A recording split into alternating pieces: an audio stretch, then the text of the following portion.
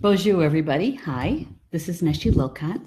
Welcome to Star Nations Organization's main fan page to the card draw information for today. And today is Friday, yay, Friday, June 29th, 2018. It is a hot, humid morning here. A lot of people don't realize that Wisconsin gets humid. It does. It does, and it gets warm. We're supposed to have, I think, 96 degrees today. Hot and humid.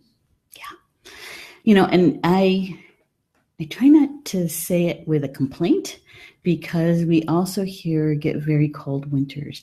And so 6 months from now, we could be at 30 below with the wind chill factor. So I welcome the warmth. I embrace the warmth and say, thank you so much. I appreciate it, right? Good morning, Mato. Yes, TDIF. Do you remember, I've been working for myself for a lot of years now. Let's see, we've been here for 12 years. And so since 2005 or 6 is the last time I actually had an employer. And I so remember those Friday mornings going, yay, it's Friday, and the atmosphere in the office and stuff like that was so much more calmer and laid back, kind of, and of course, in the afternoon, a lot of the department supervisors and that sort of thing, they'd be gone by like 2:00 in the afternoon. And so, what they say when the cat's away. And so the Friday afternoons are always kind of much more fun. Let's put it that way. So Fridays here, especially the Friday before we publish, is always very busy. I'm up to my eyebrows in magazine stuff. I had a really busy day yesterday because we had two shows plus this live stream yesterday, and so I didn't get a chance to work on the magazine as much as I usually would, right? And I stayed up late, like really, really late. I was talking to one of my sisters, and I started doing some stuff on the magazine. And then Paul came home, and we ended up talking. And before you know it, it's 1:00, and I have to get up at 6. So let's just say caffeine is my friend this morning, right? Speaking of which, I've got it's actually tea. It's not coffee, but it's black tea, iced tea. So, one of the things I really like about our mornings together is that we get to make this connection. And that's one of the reasons why I haven't turned this into an official show. And that's because this gets to be really more informal, and it's just you and me, really, it's just us. And sometimes I like to imagine that we're actually physically in the same room and maybe sitting around my dining room table or something like that, and just having a spiritual conversation about spirit and the mysteries of it, and how we notice it in our lives, and all the synchronicities, those kinds of deep kind of conversations that you just can't have with everybody in your life. There's only a certain amount of people that you can have those kind of deep spiritual conversations with, right? And so that's why I enjoy our time together in the mornings. So today's card draw, I think you guys are going to be going, oh my God. All right, so we've had this card before, and actually a couple of times. So this morning, Spirit hands me the burden basket. It's about self-reliance. And, Jamie Sams, she writes much about this from the indigenous people from west of the Mississippi. And yeah, the artwork, right? The artwork. I can imagine what it would be like to bring this tradition back. because many people don't use a burden basket anymore. There's no need to. The burden basket in the old days, and we're talking probably a few hundred years ago, is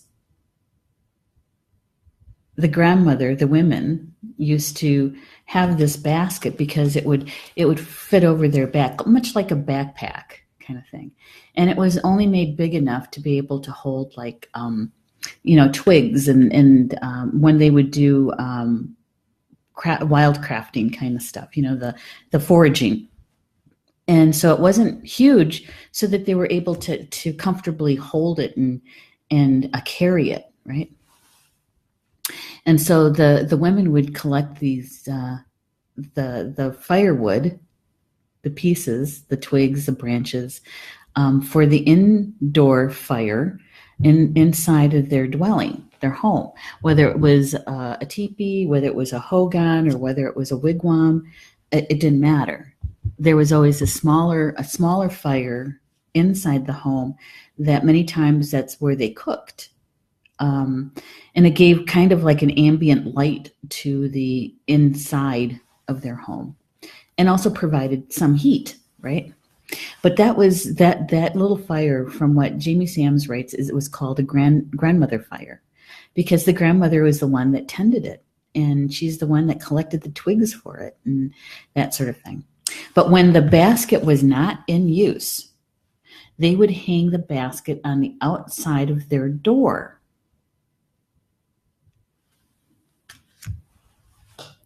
And it came to be a belief that when you went in to visit, you would leave your burdens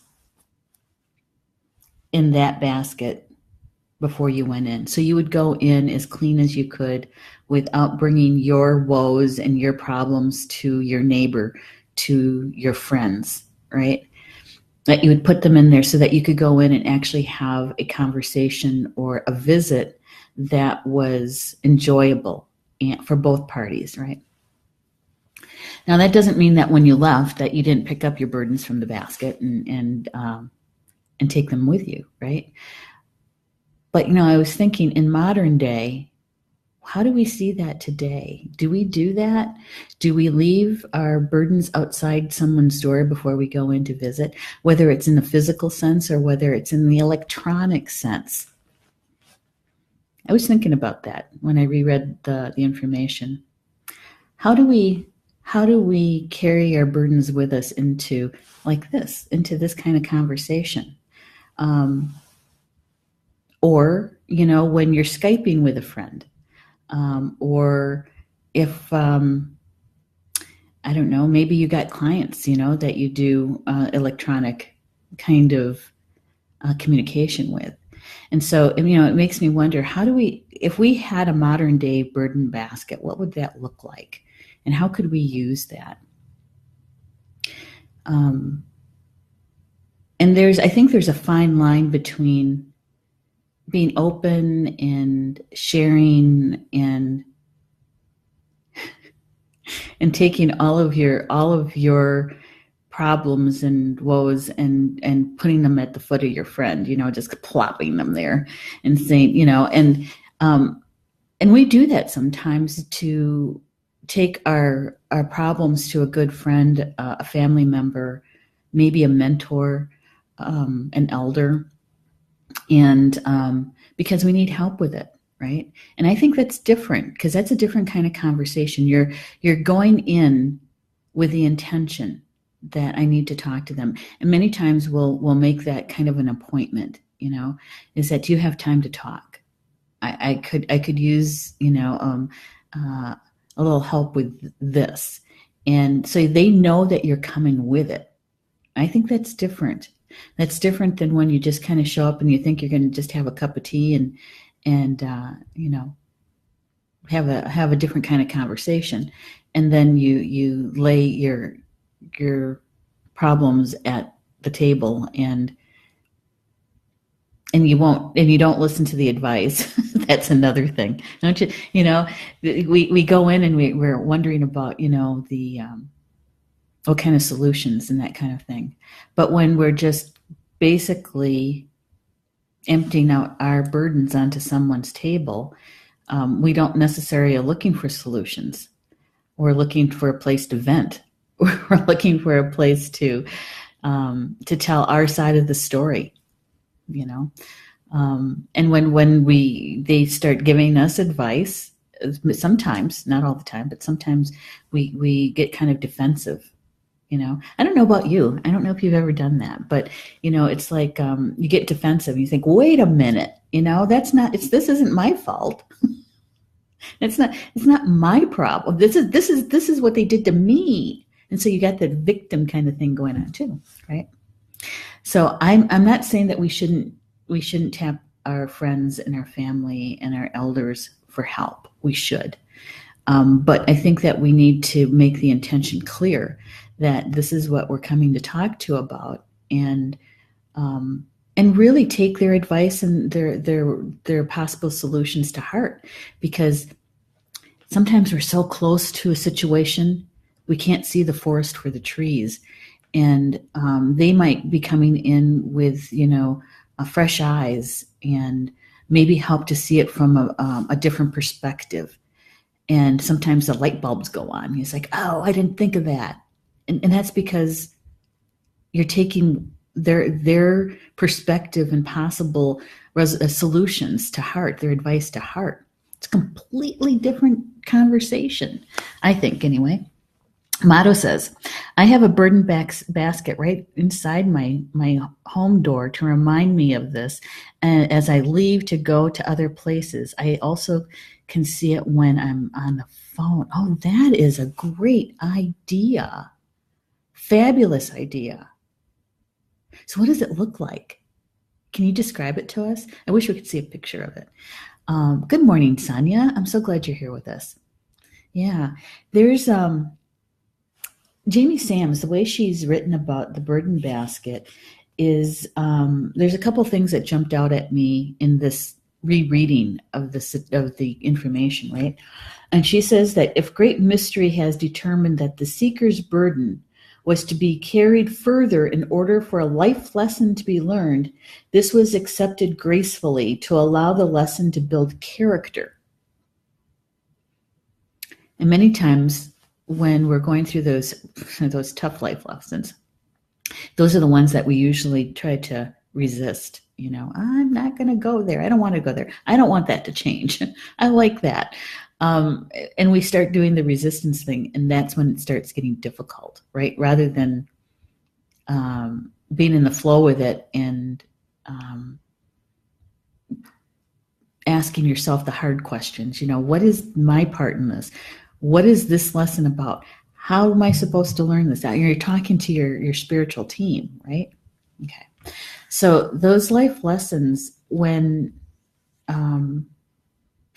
I believe it to be true that when we share our burdens with somebody and intentionally, right, and looking for assistance,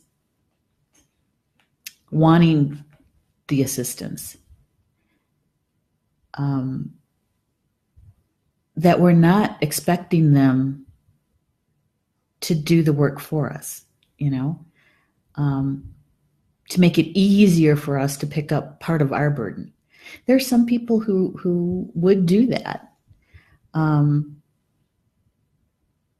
Yeah, that's not a very kind thing to do, to pass off your burden to someone else, right? But you know, when you go with the intention for assistance, and you're listening as best you can with an open mind and an open heart to the possible advice and solutions, that we're not expecting, should not be expecting that other person to take that burden for us or do the life lesson work for us, right?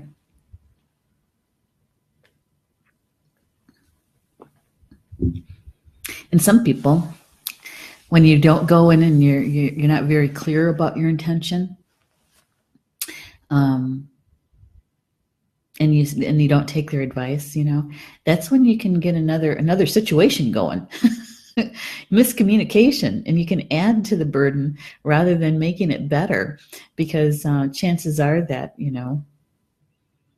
what you said to them might get put into the gossip mill, and you could make that situation even far worse than when you walked into that door before you put your burdens all over their table.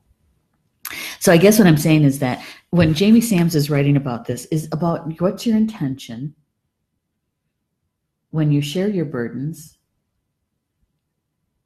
maybe putting them in the burden basket intentionally when you go in to have a joyful conversation, when you're just trying to get a break from the life lesson, when you're just trying to get that break from everything that you've been dealing with, right? You just want an hour of not having to worry about it. You just want an hour of maybe some laughter, and so it's a respite, really. And so when you put your burdens into that burden basket, it's not that you're running away from them necessarily. You are taking a break from them. Yeah. There's something else that she says here, is that the guardians of the home, of the burden baskets, was a reminder to respect the happiness and privacy of the family's sacred space, to be in the present moment and be willing to be a welcome guest requires strength of character. And it is true, I think. I think that's true, that especially when you're going through something that's pretty heavy, and it's one of those 2x4 kind of moments, and you're just trying to get a break from it, and it's difficult not to lay it out on that table. And I think that's what she means about the strength of character, is that when you put your burden into that burden basket and leave it on the outside of their door, is not to energetically welcome it back in and then, spread it all over their table. And so it is take some self-control, some self-discipline, and that's a strength of character. And, that you're respecting that other person. You're respecting their space, their sacred space. And in return, because everything, we have this energy exchange, right, all the time. And that the energy exchange really is, their willingness and their welcoming you into their home and providing, a cup of tea or a cup of coffee and some good conversation. That's their energy exchange. Yeah. And have you ever done that yourself? Have you ever been that person who welcomes that visitor in, right? Have you been on the receiving end of that? And what is that like? And so Jamie Sams, with this card, she's really letting us know that that when we are responsible for our own burdens, as she calls them, there's a sense of that we, in our soul growth with that, is about self-reliance, is that we rely on our spiritual team, those who walk with us in this physical life, and they're in spirit, right? They're our guides, our teachers, our angels, our power animals, our totems, and that we rely on them and our intuition to help to learn this life lesson, right? And so it's about self-reliance. And I think that when through life experience, that builds, I'm going to say character, resiliency. It builds resiliency. Because when you're able to use your gifts and your abilities and your talent and your education, both formal and informal, to learn that life lesson, it builds your soul. Through that soul growth, you get so much. You get self-esteem, you get that resiliency, that you can handle those things in a good way, right? That's what that's about. And so to be able to place your burdens into that burden basket before you go into someone's home. Yeah. All right. And she says that to have compassion for the burdens of others and yet take those burdens, but not take them on as your own, requires a strong heart, especially those of us who are light workers and healers. And some of us are empaths, and so we can actually feel their emotions around it.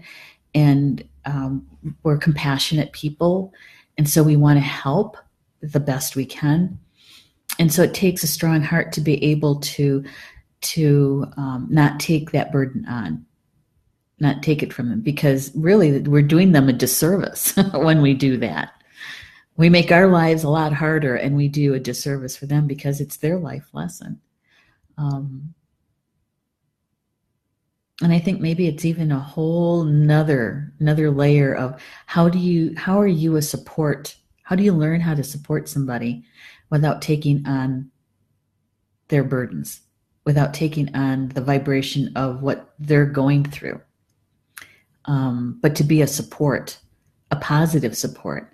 How do you cheerlead for them, right? When they do make those, even if there's the smallest victories, the any size victory, and throwing them the party when they've reached that that conclusion, that they've learned the life lesson, and they're not the same person after that. How can anybody be? We've all been through it at one time or another, and we can never go back to the old me, because that vibration of me doesn't exist anymore. And so you can't even go back, and it is painful even if you try. And so how to have a strong heart to be able to be of service to someone and not take on their burden for them, right? She says personal balance brings self-reliance, and we need that in the present time. And the application of the card is, if you're carrying a burden basket today, this card is telling you to pull from your inner strength and become self-reliant. Problems cease being a burden when solutions are found. Relying on ourselves and our connection to great mystery teaches us to stretch into our potential. And so those life lessons aren't meant to be spiteful and mean, and they're actually meant for us to stretch into our potential. And it's so much easier to stretch into that when our life lessons, when we start to learn them when they're little, rather than when we get the cosmic 2x4. And we talked about that in other card drawings, about being aware of your environment and the synchronicities and the nudges and the signs and the symbols, and having the courage to turn around and face your opponent, which is counting coup, right? Facing your opponent, which is not necessarily another person, but it is the feelings that of jealousy, anger, fear, to turn around and face those and look for what is at the bottom of it, what is at the root of that, so I can heal it, I can learn it. Yeah, that's counting coup. That's what we learned. All right, so she says, know also that it's not your job to solve the problems of others. Don't rob others of their right to self-reliance. She says that the reminder is that we are all self-reliant and must use our talents to find our own solutions. The best answer is one shared equally by all travelers on the sacred path. The burden basket. I wonder, Mata, where did you get your burden basket from? And what does it kind of look like? If you're still in the chat room, if you could let me know what that is. that would be really helpful, I think. Because maybe some people are thinking, I wonder what it'd be like if I had a burden basket. And would that be, how would that be, where would I put it? What would it look like? That kind of thing might be helpful to some people. I just want to check something here on my phone.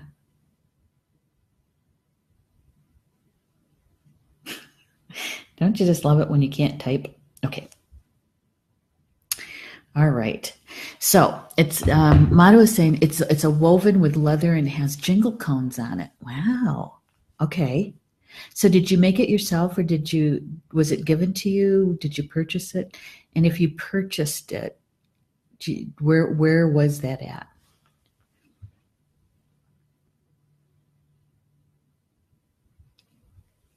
Because it sounds handmade to me.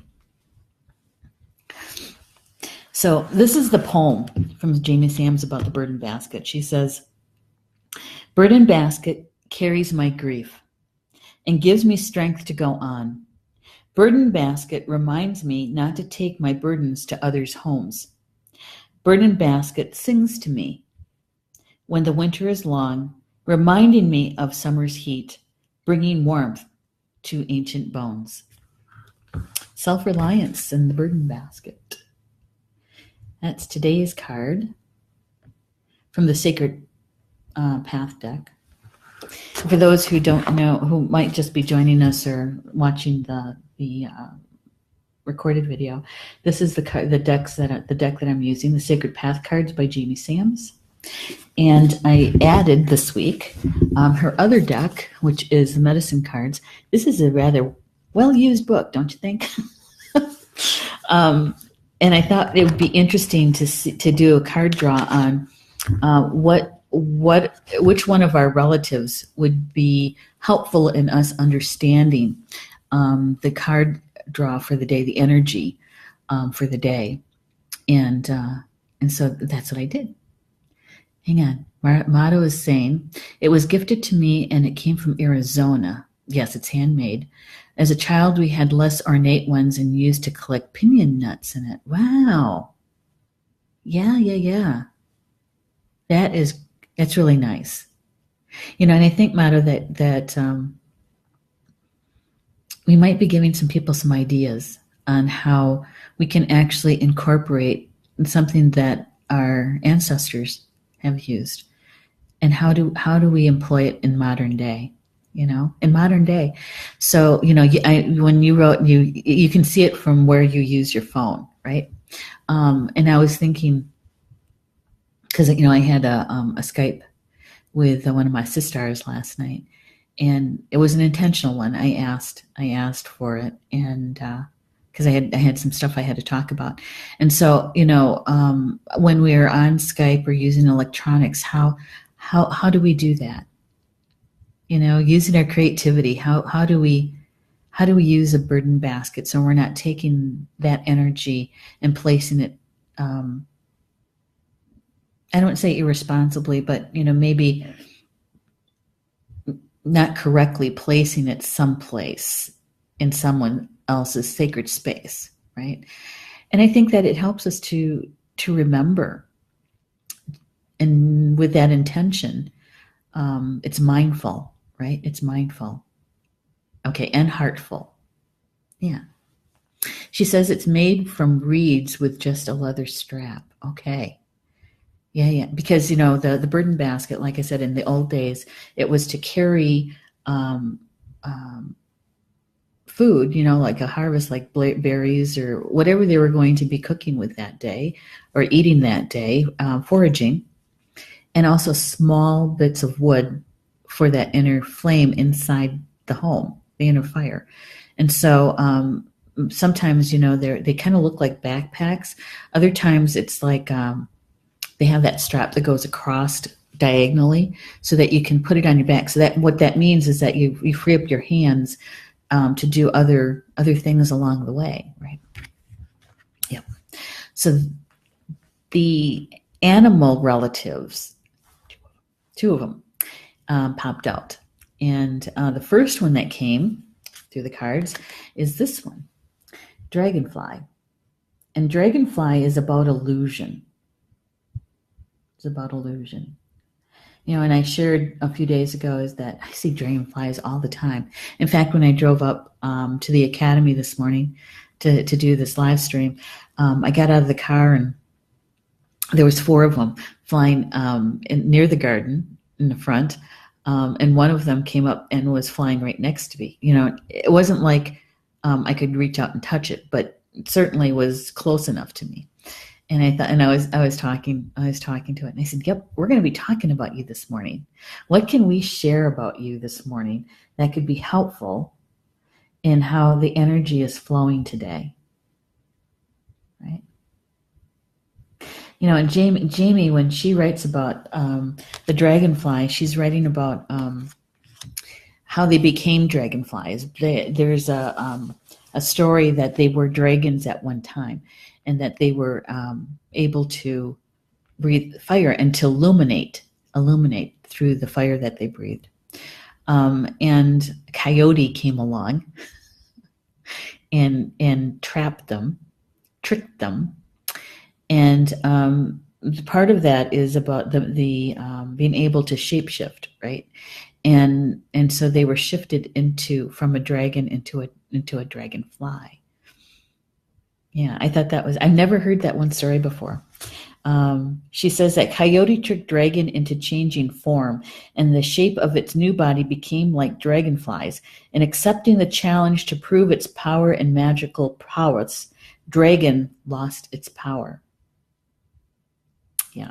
And the dragonfly's medicine is of dream time, she says, and the illusionary facade we accept as our physical reality. So, there's many people who believe that this is all a hologram, and that we have an agreement on how this hologram is going to look, right? And that we can change, like in Star Trek, right? In the hologram decks, you can pick.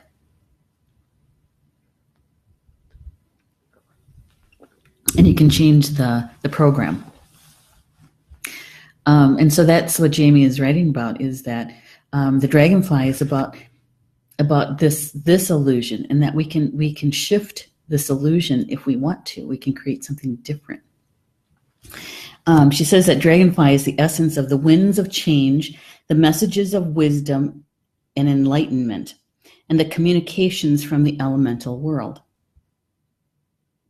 She says it may be time to break down the illusions you have held that restrict your actions or ideas. And the dragonfly medicine always beckons you to seek out the parts of your habits which you need to change.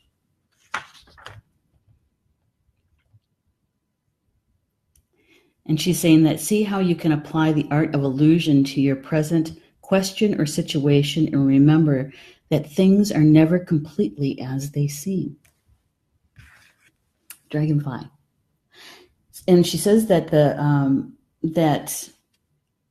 she says, follow dragonfly to the place inside your body where magic is still alive, and drink deeply from its power. This strength belongs to you. It's the power of becoming the illusion. Its ability is ever changing and contains within it the knowledge that you are creating it all. Okay, and so some of that has to go with the law of attraction and how we create our world. And we came in with a certain soul contract, or as Carl Franklin would say, a life script, and that we are fulfilling that. And so as we fulfill it, that we're creating this world around us, right? Yeah. So how can dragonfly help us with that burden basket? Well, there's a thing about communication and about finding that place in you where the magic still resides. And it's possible because, the burden basket was about self-reliance. And so if we can identify, or even if we just attempt to feel that magic that's still inside of us. And so how do we do that? I would be asking my spiritual team, I'd be in meditation or on a walk or something, and asking them, the magic that I have inside me, where is it? Have I felt it before? If I did, show me what it was so that I recognize it, and to locate it. That would be the first step, I think, that attempt. Where is it in my body? What is it? Have I used it before and I didn't realize it, right? That magic. And so it helps with the self-reliance. Maybe it will help us see through the illusion. You remember when we had the great smoking mirror, and that the smoke that's covering the mirror is the illusion, right? And so when you look past the smoke and see the mirror, the reflection is what is the real reflection. What is whatever it is reflecting back to you, and then you trying to understand what that piece is for you. What piece is that of mine? So the dragonfly, helps us with that between time, with the magic, connection to the elementals. And so maybe it's also helping us to remember in our own burdens that we have all kinds of help, that we're not alone, that we have the ability to tap into and ask our spiritual team. And chances are you have elementals on your spiritual team. So how can they help? They can't help us unless we ask them to. So start asking. It's about communication, right? Yeah. I like it. Dragonfly. How many people have dragonfly as a totem or a power animal? Because obviously I've been seeing them since April, May. Every time I walk outside, there they are. And I know exactly what that's about. It's about me not just taking the time, but actually doing it is the journey work and the meditations. And fitting that in my day and making that a priority. And I haven't done that yet. Working on it. I do it for other people. I need to do it for myself. All right, so here's what Jamie writes about the dragonfly in poem. She says, dragonfly breaks illusions, brings visions of power, no need to prove it. Now is the hour. Know it, believe it. Great Spirit intercedes, feeding you, blessing you, filling all your needs. I like that. Filling all your needs. I might actually keep this card out and have it with me today, I think, as I'm working on the magazine. I think I'm going to do that. All right. So here is the other card. This is where I wonder where what's her name? Stephanie Williams is. Hopefully, Stephanie, you're watching the recorded, because you're going to like this. Coyote came in today. Coyote has quite a reputation, doesn't he? That trickster.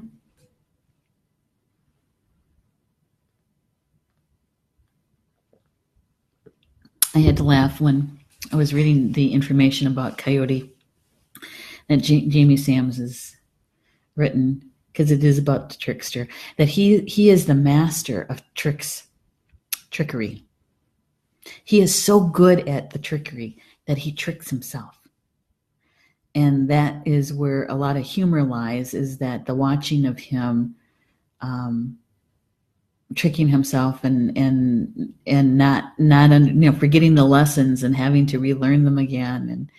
And it's kind of like Wild E. Coyote. Do you remember that? Roadrunner? I know I'm dating myself, but they got it right. Hello, Mary Anderson Fry. Thanks for joining us. They are They got that right with Roadrunner with Wile E. Coyote, because the coyote, the trickster, is always getting himself into trouble. He's trying to trap somebody all the time, or trying to teach them that lesson kind of thing in a contrary way, with humor as well. Hey, Minnie Kansman's here too. One of my sisters. So coyote. Many native cultures, she writes, says that the coyote is the medicine dog, and says that if you pull this card, you can be sure that some kind of medicine is on its way. It may or may not be to your liking. Whatever the medicine is, good or bad, you can be sure it will make you laugh, although maybe painfully. You can be sure that coyote will teach you a lesson about yourself. And, many times I think with the coyote medicine,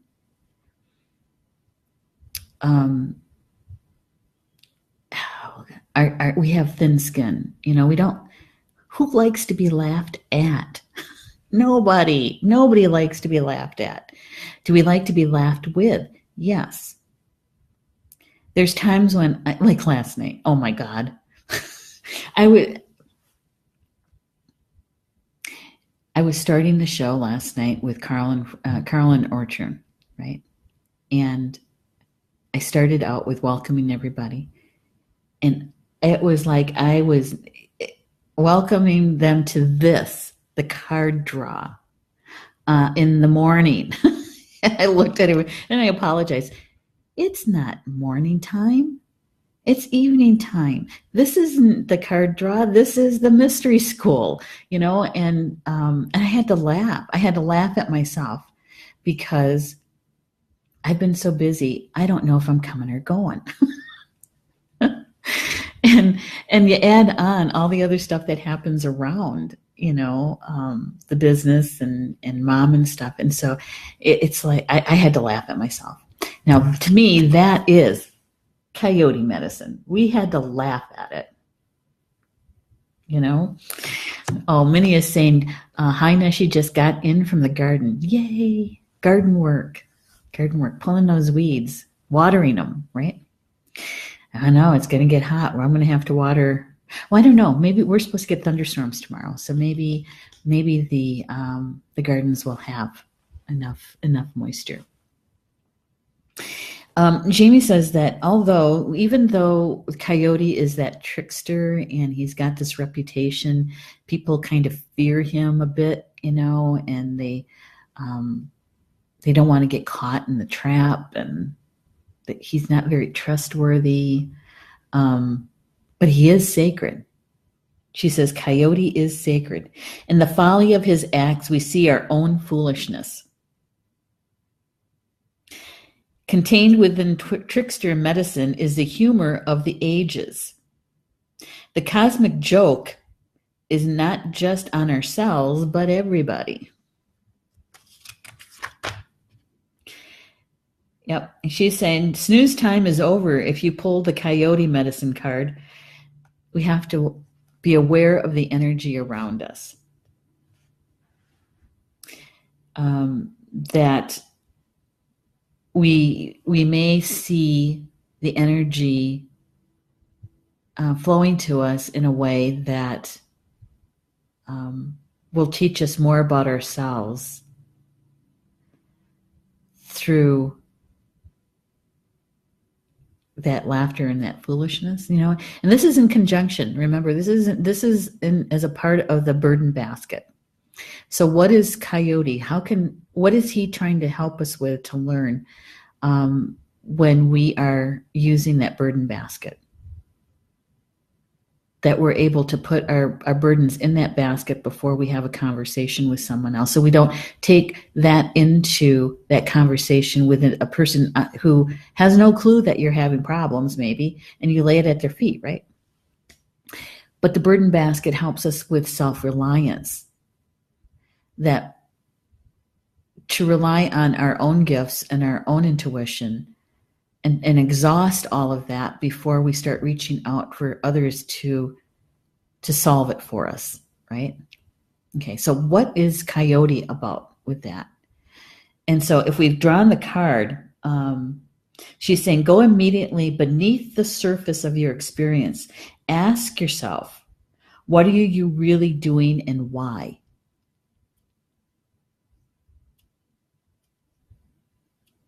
And if you can't laugh at yourself and your crazy antics, you've already lost the game. When I read that, I started laughing. It's like, oh my God, that's pretty dire. But if you can't laugh at yourself, and you can't see the humor in it, even though maybe it is during one of the most horrendous things that's just happened to you, and there's something in it that strikes you funny, I say go ahead and laugh. Because you know what? It also is a release pressure valve. That laughter relieves some of the pressure, and maybe it will help you to be able to see the situation with a little bit more clarity, right? I think I keep going back to Wile E. Coyote, and how many times did a piano fall on him, or get blown up by Acme dynamite, just trying to catch the Roadrunner. And the Roadrunner was always very aware of their surroundings, could see the coyote coming from a distance away, right? Jamie Sam says that coyote, let's see, only if it's in, okay. She's saying is that to be able to discern when you have another person coming into your life, maybe it's a teacher, maybe it's a plumber, maybe it's somebody in your life, is to discern, are they carrying any coyote medicine? Are they the trickster? And she's saying that that your life is supposed all-knowing is to those people who say that they have the answer. They're talking about the scam artist, they're talking about quick rich claims, those kinds of things. Is that we can see them coming if we look at them and discerning. Are they coming with good intentions or not? And that's where our intuition comes in, right? Our intuition, that our emotional GPS. Because if we turn our attention to it and not ignore it or disregard it, is that we may have those clues, those synchronicities, those signs that are there for us, like the Roadrunner. So what does Jamie say about the coyote? She says in the poem, "Coyote, you devil, you tricked me once more. Must I sit and ponder what you did it for?" All right, I'm going to say that again because it's only 4 lines, but there's some good stuff in there. "Coyote, you devil, you tricked me once more. Must I sit and ponder what you did it for?" Yes, we should be sitting and pondering it. And if we get caught up in a trickster's trap, there's still that light. There's still a lesson in there. There's still a gift and a gem in there, and it's still spirit trying to help us in a life lesson and steering us in the right direction. And our spiritual team can help us understand this. We just have to ask them. Yeah. So here we go. Coyote medicine. He showed up. There we go. So, like every time we've had the card draws, please take what resonates with you, and what doesn't, that's okay. Let it go. It wasn't meant for you. Maybe it's just planting seeds. Who knows? But, the card draw, the energy for the day really is about us turning our awareness to our surroundings, to how energy is flowing to us, how it's flowing to us, through us, and around us. Spirit is offering us some information that we can use. You can tell for yourself if you are a witness of how it's unfolding, or are you a direct participant in it and feeling the effects of it. Hi, Allie. I'm so glad you could join us. And Amy Daniels, too. Cut a few minutes here. I know. We're just wrapping it up. And so just be aware and how it's flowing, and have one of those aha moments when you think, we just talked about that, right? Right? I know, because I had that yesterday. Enjoy the rest of your day on Friday. Have a great weekend if you're going to be out and about. I will be back here tomorrow morning at 10 a.m. Central, 11 Eastern with tomorrow's card draw, and on Saturday. So until then, Bama Mina, Potawatomi for until we see each other again. Have a good day.